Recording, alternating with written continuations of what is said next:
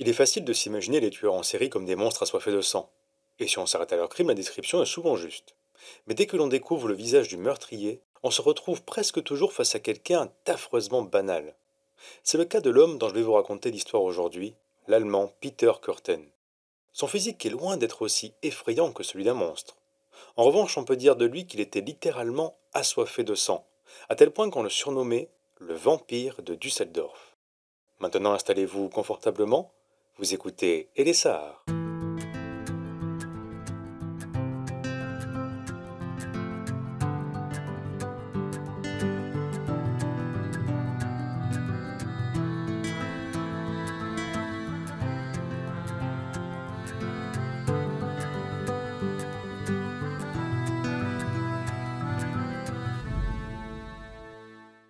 Pour comprendre le parcours de Peter Kürten, il faut, comme souvent avec les tueurs en série, se plonger dans son enfance.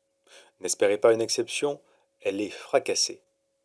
Peter naît le 26 mai 1883 à Cologne, en Allemagne. Sa famille est pauvre, très pauvre. C'est l'aîné d'une fratrie de 13 enfants, et tous vivent dans l'unique pièce d'un appartement miteux. Ses parents sont alcooliques, et le père bat aussi bien sa femme que ses enfants. Lorsqu'il est ivre, il leur demande de se rassembler autour de lui, puis ordonne à son épouse de se déshabiller, avant d'avoir un rapport avec elle devant tout le monde. En 1888, Peter a 5 ans quand il montre ses premières tendances meurtrières. Pour une raison aujourd'hui oubliée, il essaye de noyer un de ses camarades de jeu. Heureusement, il s'en sort. 4 ans plus tard, à 9 ans, Peter noue une relation malsaine avec un habitant de son immeuble. Employé dans une fourrière, il embarque l'enfant dans ses patrouilles et lui montre comment il torture et tue les animaux qu'il capture. Le jeune garçon est fasciné. Bientôt c'est lui qui leur fait du mal. Peter fugue souvent. C'est la seule solution qu'il a trouvée pour échapper au mauvais traitement de son père. Il lui arrive de ne pas rentrer après l'école pendant plusieurs jours, parfois plusieurs semaines. Le pire, c'est qu'il est plutôt bon élève, mais vu sa situation, ses résultats baissent rapidement. Quand il est loin de chez lui, Peter n'est pas seul. Il traîne avec des marginaux, avec qui il se met à voler pour se nourrir ou s'habiller. D'après ce qu'il racontera bien plus tard, Peter Kürten a commis son premier meurtre, et même ses 2 premiers meurtres, à l'âge de 9 ans. Les détails sont assez flous. Lui et 2 élèves de son école sont sur un radeau en bois. Sur un étang ou une rivière avec très peu de courant, on ne sait pas. Soudain, Peter va pousser l'un de ses camarades à l'eau en sachant très bien qu'il ne sait pas nager. L'autre saute pour le secourir, et Peter va les maintenir tous les deux sous l'eau, à main nue ou avec une perche, selon les versions. Les 2 enfants finissent par se noyer. Personne n'a pu prouver qu'il s'agissait d'un meurtre. Officiellement, c'est un accident. À 13 ans, Peter entame une relation avec une fille de son âge. Il n'a qu'une envie, avoir un rapport sexuel avec elle, mais elle refuse. Pour assouvir ses besoins, le jeune adolescent se met alors à violer des moutons, des cochons ou des chèvres dans les étables voisines. Rapidement, il découvre que poignarder l'animal juste avant d'atteindre l'orgasme lui procure un plaisir indescriptible. Peter recommence de plus en plus souvent, jusqu'à ce que quelqu'un le surprenne en train de poignarder un cochon. À partir de là, il n'agressera plus les animaux, du moins pas sexuellement. Un an plus tard, en 1897, il quitte définitivement l'école. Son père insiste pour qu'il trouve du travail et à 14 ans, il devient apprenti mouleur. La même année, le père de Peter est arrêté pour des viols sur l'une de ses filles de 13 ans. Il est condamné à 18 mois de prison et sa femme en profite pour obtenir le divorce. Elle se remarie peu de temps après et déménage à Düsseldorf. 2 ans plus tard, en 1899, Peter Kürten a 16 ans et termine son apprentissage par un vol. Il prend tout l'argent qu'il trouve chez lui, ainsi que 300 marks chez son employeur. Il s'enfuit aussitôt et finit par s'installer à Koblenz, au centre de l'Allemagne. Il se met en couple avec une prostituée de 18 ans. D'après lui, elle se soumettait volontairement à toutes ses perversions sexuelles, mais leur relation ne durera pas. 4 semaines plus tard, Peter Kürten est arrêté pour cambriolage et condamné à 1 mois de prison. C'est la première fois qu'il se retrouve derrière les barreaux, et ce ne sera pas la dernière.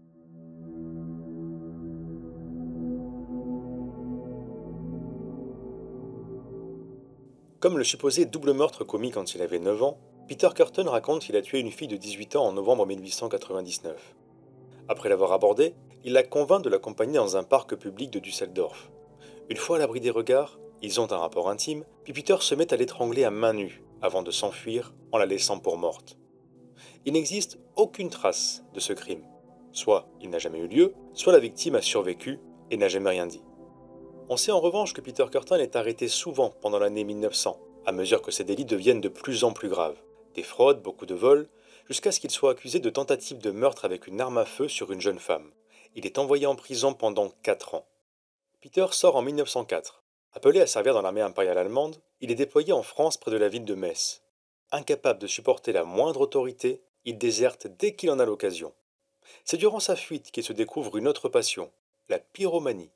Peter met le feu à des granges et regarde les gens qui essayent tant bien que mal d'éteindre les flammes. Ça l'amuse. La police l'arrête enfin le 31 décembre 1904 et il avoue 24 incendies criminels. On lui demande pourquoi il fait ça, bien sûr. Sans se démonter, Peter répond que ça l'excite, et aussi qu'il est un peu déçu, les granges qu'il a incendiées étaient vides. Il aurait bien aimé, par exemple, brûler vif un sans-abri qui aurait trouvé refuge. Comme il a déserté l'armée, Peter est jugé par une cour martiale.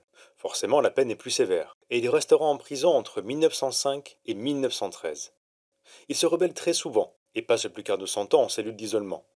C'est là qu'il commence à développer des fantasmes de plus en plus violents, s'imaginant massacrer des dizaines, des centaines de personnes. Peter Corton explique, je cite, que ça lui procure les mêmes sensations qu'un autre homme aurait en pensant à une femme nue. Il ajoute, et désolé pour le détail, qu'il lui arrive d'éjaculer rien qu'en imaginant ces scènes de meurtre de masse. L'homme sort de prison en 1913, année où il commettra son premier crime officiel.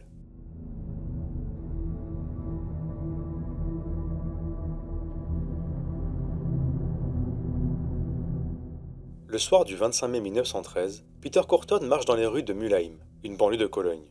Il tombe alors sur le café Klein, dont les portes sont fermées mais les lumières allumées. À l'intérieur, un homme compte la recette de la soirée, tandis qu'une femme fait la vaisselle. Sûrement le couple qui tient l'établissement, se dit Corton. Puis il repère un escalier qui mène directement de la rue à l'étage au-dessus du bar, où se trouve l'appartement des tenanciers. L'occasion est trop belle, et Peter monte en silence. Mais alors qu'il fouille le domicile, il ouvre une porte et tombe sur une chambre d'enfant. Dans le lit, une petite fille de 9 ans, Christine Klein, est endormie. Pris d'une pulsion incontrôlable, Peter se jette sur elle, l'étrangle, puis lui tranche la gorge 2 fois avec un couteau de poche. Alors qu'il entend le sang de la fillette s'écouler sur le sol, il atteint l'orgasme. Le lendemain, Curtin se rend dans le bar juste en face du café Klein. Pendant qu'il sirote sa boisson, il écoute des conversations à propos du meurtre. Les gens autour de lui sont choqués, furieux, dégoûtés. Et lui, au milieu, il jubile. Il ressent une grande satisfaction. Dans les semaines qui suivent l'enterrement de sa victime, Peter se rend plusieurs fois sur sa tombe. Si vous doutiez encore de sa perversité, dites-vous qu'il lui suffit de prendre en main une poignée de la terre qui recouvre le cercueil pour éjaculer. À peine 2 mois plus tard, le cauchemar recommence presque dans les mêmes circonstances. Une nuit, Peter entre par effraction dans une maison. Il y trouve Gertrude Franken, 17 ans, endormie dans son lit. La jeune femme est étranglée, puis égorgée. Comme avec Christine Klein, l'assassin arrive à quitter la scène de crime sans que personne ne le voie. Quelques jours plus tard, le 14 juillet 1913, Peter Corton est arrêté pour cambriolage et incendie volontaire. Personne ne le soupçonne d'être à l'origine du meurtre de Gertrude Franken. Il est condamné à 6 ans de prison, mais comme il refuse de se plier aux règles, il y restera 2 ans de plus. Peter passe toute la Première Guerre mondiale derrière les barreaux. Il sort en avril 1921 et emménage à Altenburg, chez l'une de ses sœurs, Sibylle. Grâce à elle, il rencontre une femme un peu plus âgée que lui, Augusta Scharf. Ancienne prostituée, elle est maintenant propriétaire d'une confiserie. Avant cela, elle a fait de la prison pour avoir tué son fiancé en lui tirant dessus. Corton arrive à la séduire, et cette fois-ci c'est du sérieux. Le couple se marie 2 ans plus tard. Vu les tendances de Peter, vous vous demandez peut-être si l'union est consommée. Alors oui, mais uniquement à la demande de sa femme, sachant que pour remplir son devoir conjugal, il doit s'imaginer en train de perpétrer des actes violents sur quelqu'un d'autre. À défaut d'être sain, ça fonctionne. Curtin arrive aussi à trouver un travail stable, et devient même un syndicaliste engagé. En revanche, il ne se fait aucun ami. Les mariés finissent par déménager à Düsseldorf. Augusta trouve un emploi dans un restaurant et elle termine tard. Laissé seul, Peter entame rapidement 2 relations extra-conjugales. La première avec une servante nommée Tide, la deuxième avec une femme de chambre appelée Mec. Pendant leur rapport, il les étrangle, mais sans jamais aller trop loin. Il dit même à Tide que, je cite, c'est ça, l'amour. L'adultère de Peter ne reste pas secret bien longtemps. Sa femme le découvre et les 2 maîtresses vont aussitôt voir la police. Tide raconte qu'elle a été manipulée et Mec violée. L'accusation de viol n'est finalement pas retenue. En revanche, celle de manipulation envoie Peter Curtin en prison pendant 8 mois. Il n'en fera que 6. Pendant 4 ans, Sa folie meurtrière reste en sommeil. En 1929, elle explose.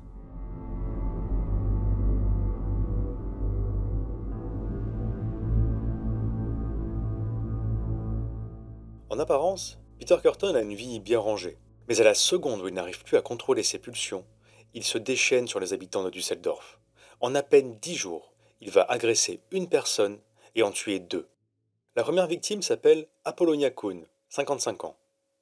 Le 3 février 1929, Peter la suit jusqu'à ce que des buissons au bord du chemin les cachent d'éventuels témoins. Il attrape alors la jeune femme par le col et l'entraîne de force dans les broussailles. Là, il la poignarde 24 fois avec une paire de ciseaux. Les coups sont si forts que certains atteignent les os d'Apollonia. Laissée pour morte, elle survit miraculeusement, sans pouvoir décrire son agresseur. Le 8 février, Peter Curtin croise la route de Rosa Hollinger, 9 ans, qui s'est perdue en rentrant du carnaval. Il propose de la raccompagner et la conduit sur un chantier désert. Une fois seul, il étrangle la fillette jusqu'à ce qu'elle s'évanouisse. Il sort alors ses ciseaux et la poignarde dans l'estomac, la tempe et les parties génitales. Rosa meurt rapidement. Cette fois-ci, Peter essaie de cacher le corps en le traînant sous une haie, avant de revenir 1 heure plus tard avec de l'essence pour mettre le feu à la dépouille. Tout comme lorsqu'il a poignardé l'enfant, la simple vue des flammes lui fait atteindre l'orgasme. Le corps de Rosa Hollinger est découvert dès le lendemain. Le 13 février, Curtin s'attaque à Rudolf Scheer, un mécanicien de 45 ans qui est rentré chez lui. Il le poignarde 20 fois, principalement autour de la tête, des yeux et du dos. Après la découverte de son corps par la police, Peter retourne sur la scène de crime et parle même avec les officiers. Aucun ne soupçonne quoi que ce soit. Pour les enquêteurs, une piste se dégage assez vite. En soi, les 3 victimes n'ont rien à voir entre elles, mais elles ont toutes été tuées à peu près de la même façon, sans aucun motif apparent, au crépuscule, et dans le même quartier au nord-est de Düsseldorf. À l'époque, l'expression tueur en série n'existe pas, ce qui n'empêche pas la police de conclure qu'il n'y a qu'un seul assassin. Pendant ce temps, Peter Curtin ne s'arrête pas. Entre mars et juillet 1929, il affirme avoir étranglé 4 femmes, dont une qu'il aurait jetée dans le Rhin. Mais il n'y a aucune preuve de ces meurtres. Celui de Maria Anne, en revanche, a bien eu lieu. Peter rencontre la jeune femme le 8 août 1929. Il la décrit comme une fille qui cherche à se marier. Séduite, elle accepte un rendez-vous le 11 dans la vallée de Neander, à environ 10 km de Düsseldorf. Pendant la promenade, Peter la tire dans un pré et commence à l'étrangler avant de la poignarder à la tête et dans la poitrine. Maria ne meurt pas sur le coup, elle supplie son agresseur de l'épargner, mais finit par succomber à ses blessures après 1 heure d'agonie. Peter rentre chez lui et sa femme remarque les taches de sang sur ses vêtements. Comme il a laissé le corps de Maria Anne à la vue de tous, il va forcément être découvert rapidement et son épouse risque de faire le rapprochement. Pour éviter ça, le tueur repart dans la vallée et enterre Maria dans un champ de maïs. Quelques semaines plus tard, juste pour le plaisir de choquer, il envisage de clouer la dépouille de sa victime sur un arbre. Mais le corps est trop lourd et il renonce. Avant d'enterrer à nouveau Maria, il s'allonge à côté de ses restes et les caresse. Maintenant, accrochez-vous, c'est loin d'être terminé. Peter Curtin veut encore tuer, mais en faisant croire qu'il y a plusieurs assassins. Alors il change d'arme du crime. Il abandonne les ciseaux et prend un couteau. Le 21 août 1929, uniquement sur la matinée, il poignarde 3 personnes au hasard. Une jeune femme de 18 ans, une autre de 37 et un homme de 30 ans. Ils survivent, et tous racontent à la police que l'agresseur n'a pas dit un mot avant d'attaquer. 3 jours plus tard, pendant une fête foraine dans le quartier de Flée à Düsseldorf, Peter Curtin repère 2 jeunes filles. Louise Lenzen, 14 ans, et Gertrude Hamake, 5 ans. Elles sont sur la route pour rentrer chez elles quand Peter les aborde. D'abord, il envoie Louise lui acheter des cigarettes, en lui promettant de l'argent en retour. Dès qu'il est seul avec Gertrude, il lui serre le cou et la soulève du sol, serrant sa gorge jusqu'à ce qu'elle perde connaissance. Peter l'égorge et la jette dans un parterre de fleurs. Quand Louise revient, il l'étrangle aussi et lui plante son couteau dans le torse. Comme si ça ne suffisait pas, il la mord au niveau du cou avant de lui trancher la gorge pour boire le sang qui s'écoule. Le lendemain de ce double meurtre, Peter Curtin accoste Gertrude Schulte, une femme de chambre de 27 ans, et lui demande un rapport sexuel. Évidemment, elle refuse. Peter lui répond « Eh bien, meurs !» avant de la poignarder plusieurs fois à la tête, au cou, à l'épaule et dans le dos. Gertrude survit à ses blessures, mais sous l'effet du choc, elle n'arrive pas à décrire son agresseur. La police lui montre pourtant des photos de repris de justice, dont un portrait de Peter Curtin. Elle ne le reconnaît pas. Durant le mois de septembre, Peter tente de tuer 2 personnes, l'une par strangulation, l'autre en la poignardant. Après ça, il change encore d'arme et choisit le marteau.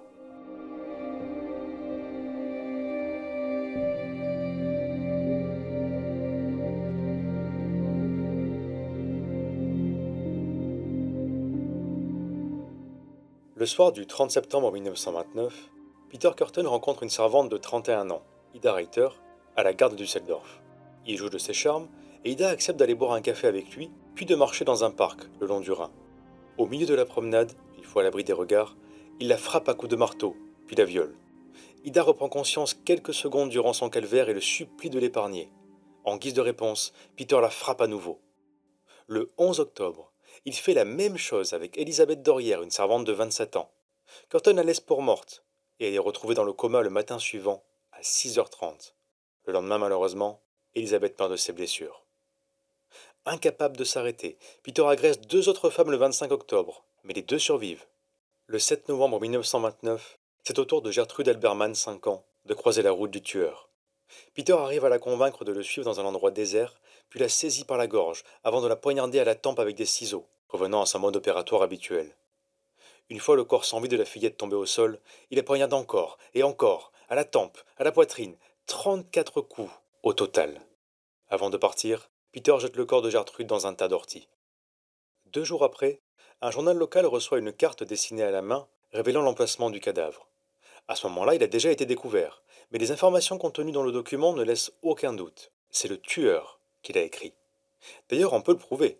Peter Kürten a déjà envoyé un courrier à la police le 14 octobre 1929 pour confesser le meurtre de Maria Anne, celle qu'il a enterrée dans un champ de maïs.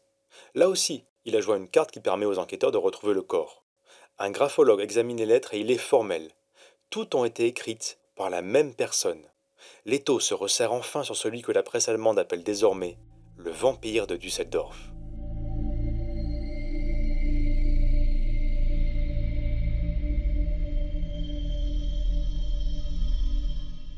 Ça va faire 1 an que les habitants vivent dans la terreur.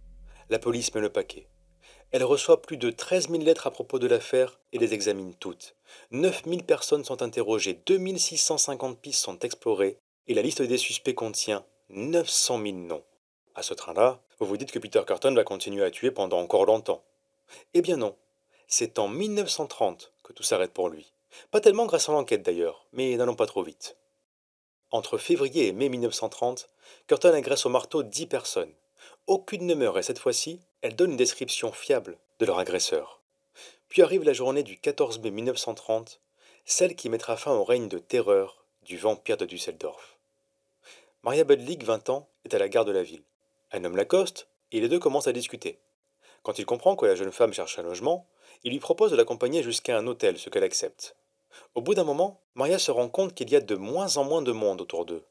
Craignant que l'inconnu ne lui tende un piège, elle veut rebrousser chemin, et le ton monte. Un autre homme s'approche alors, et demande à Maria si la personne avec elle l'importune. Quand elle répond que oui, l'individu s'en va sans demander son reste. Le sauveur de Maria Budlik est Peter Kürten. Il l'invite dans son appartement pour lui offrir à boire et à manger. Au bout de quelques minutes, la jeune femme voit clair dans son jeu, et lui annonce qu'elle ne couchera pas avec lui. Peter accepte la remarque avec calme, et propose de la conduire à un hôtel. Bien sûr, au lieu de ça, il l'amène dans un bois où il l'étrangle et la viole. À un moment, Maria se met à crier et Peter la relâche, avant de finalement la laisser partir, convaincue qu'elle ne dira rien. Et en effet, la jeune femme ne va pas voir la police. Par contre, elle écrit ce qui lui est arrivé dans une lettre qu'elle envoie à une amie. Et là, par un hasard incroyable, elle se trompe en écrivant l'adresse, ce qui oblige un employé de la poste à ouvrir puis lire la lettre. Il la transmet aussitôt à la police de Düsseldorf. L'inspecteur en chef se dit que l'agresseur est sûrement celui qu'il cherche depuis si longtemps. Il retrouve Maria Budlik et écoute son témoignage avant qu'elle le conduise à l'appartement de Peter Kürten. La propriétaire de l'immeuble confirme que c'est bien lui qui habite ici. Ça y est, la police peut mettre un nom sur le vampire de Düsseldorf. Peter n'est pas chez lui à ce moment-là, mais il voit la police alors qu'il s'approche de son immeuble et s'enfuit. Il a compris que son temps est compté. Le meurtrier va alors voir sa femme et lui avoue qu'il a violé Maria Budlik. Il lui explique qu'il risque 15 ans de travaux forcés vu qu'il a déjà fait de la prison. Augusta accepte qu'il aille vivre ailleurs pendant quelque temps, ce qu'il fait jusqu'au 23 mai 1930. Il revient alors vers son épouse et lui annonce que c'est lui, le vampire de Düsseldorf. Après ses aveux, il dit à Augusta de contacter la police pour le dénoncer. Comme ça, elle pourra empocher la récompense promise pour la capture du tueur et assurer sa vie sans lui. Elle contacte les enquêteurs le lendemain et raconte tout. Quand on lui demande ce qu'elle savait exactement, elle répond qu'elle n'était pas du tout au courant des meurtres, seulement que son mari avait fait de la prison. Augusta précise ensuite qu'elle a rendez-vous avec son époux l'après-midi même, devant l'église Saint-Roch. La police se met en place. Peter Kürten est arrêté.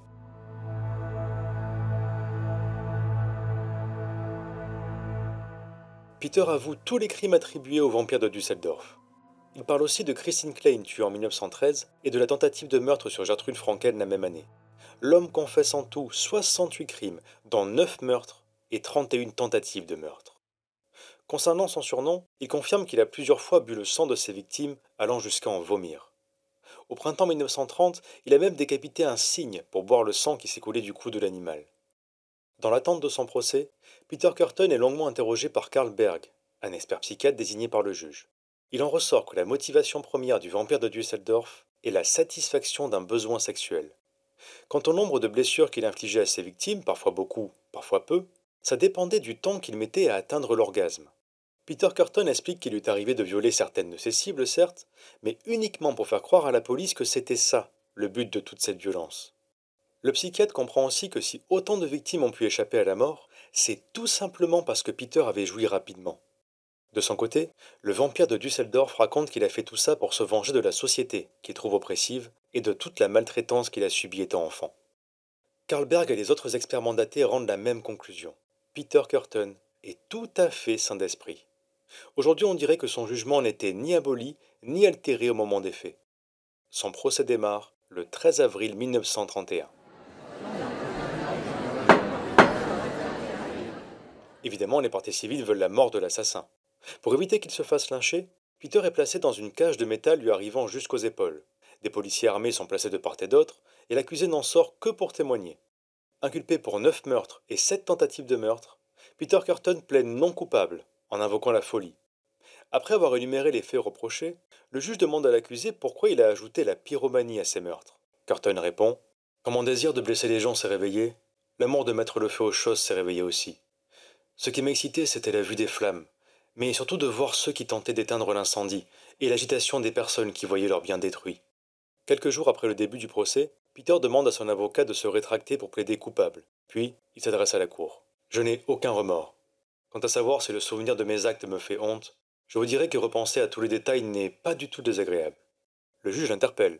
Monsieur Kürten, est-ce que vous pensez posséder une conscience? Non. Jamais je n'ai ressenti le doute dans mon âme. Jamais je ne me suis dit que ce que j'avais fait était mal, même si la société humaine le condamne. Mon sang et celui de mes victimes sont à mettre sur le compte de mes tortionnaires. Les châtiments que j'ai subis ont détruit toutes mes émotions d'être humain. C'est pour ça que je n'ai eu aucune pitié envers mes victimes. Mais alors pourquoi est-ce que vous avez choisi de confesser vos crimes? Pourquoi vous ne comprenez pas que j'aime ma femme et que je l'aime toujours? J'ai fait beaucoup de tort et j'ai souvent été infidèle. Ma femme n'a jamais rien fait de mal. Même quand elle a appris pour mes nombreuses peines de prison, elle a dit: Je ne te laisserai pas tomber, sinon tu seras complètement perdu. Je voulais offrir à ma femme une retraite dorée, c'est tout. Parmi les psychiatres qui viennent à la barre, aucun ne dit que Peter Kürten est atteint d'une maladie mentale. Au contraire, tous réaffirment qu'il est parfaitement sain d'esprit. L'avocat de la défense a beau vouloir contester les rapports, rien n'y fait. Le 22 avril 1931, après 10 jours de procès, les jurés se retirent et rendent leur verdict en moins de 2 heures. Peter Kürten est déclaré coupable pour tous les crimes qui lui sont reprochés. Il est condamné à mort pour chacun d'eux. Le vampire de Düsseldorf ne fait pas appel. Il demande quand même grâce au ministre de la Justice de l'époque, connu pour être opposé à la peine de mort. Refusé. Peter demande alors à voir son confesseur, à écrire des lettres d'excuses aux familles des victimes, ainsi qu'une lettre d'adieu à sa femme. Les autorités acceptent. Le soir du 1er juillet 1931, pour son dernier repas, on lui sert des tranches de veau pané, des pommes de terre rissolées et une bouteille de vin blanc. Il mange rapidement et on lui accorde un deuxième service. Le 2 juillet, à 6 heures du matin, Peter Kürten est conduit à la guillotine. Une fois en place, il se tourne vers le psychiatre de la prison. Dites-moi, une fois ma tête coupée, est-ce que je pourrais encore entendre, au moins pendant un instant, le bruit de mon propre sang jaillissant de mon cou? Ce serait le plaisir qui mettrait fin à tous les plaisirs. Sans répondre, le médecin lui demande s'il a un dernier mot. Peter sourit. Non. La tête de Peter Kürten est immédiatement disséquée et momifiée. Son cerveau est examiné dans tous les sens, mais il faut se rendre à l'évidence. Il est parfaitement normal.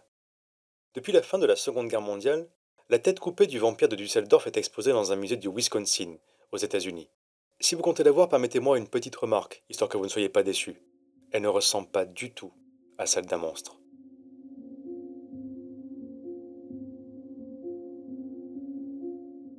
Merci d'avoir écouté cet épisode d'Ele Sahar. Abonnez-vous si ce n'est pas déjà fait pour ne pas manquer les prochains.